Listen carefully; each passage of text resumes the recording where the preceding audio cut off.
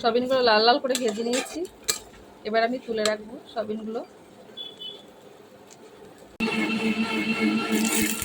হয়ে গেছে, এবার পেঁয়াজ দিয়ে দিলাম, টমেটো কুচি,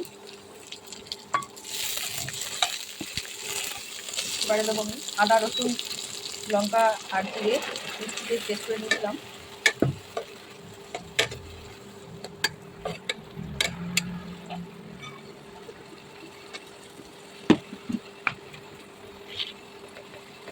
নুন দিয়ে দিচ্ছি,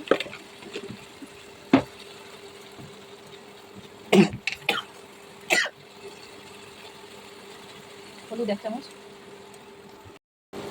সামান্য একটু জল দিয়ে দিচ্ছি। জল দিয়ে ভালো করে কষিয়ে নেবো। এবার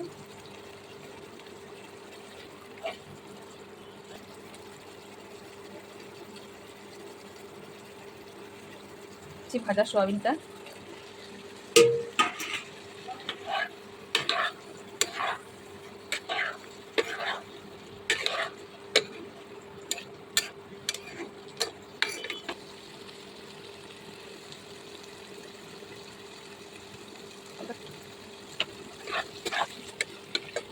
এবারে ভাজা আলুটা দিয়ে দেবো।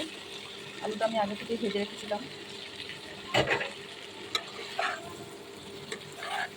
ভালো করে কষিয়ে নিতে হবে। দেখো বন্ধুরা, কষানো হয়ে গেছে। এবার আমি জল দিয়ে দিচ্ছি।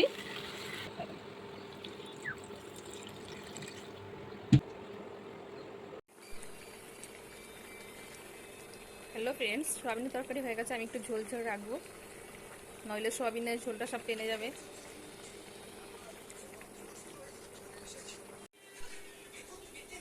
তরকারিটা হয়ে গেছে। এবার আমি দেখবো ঢাকনাটা তুলে।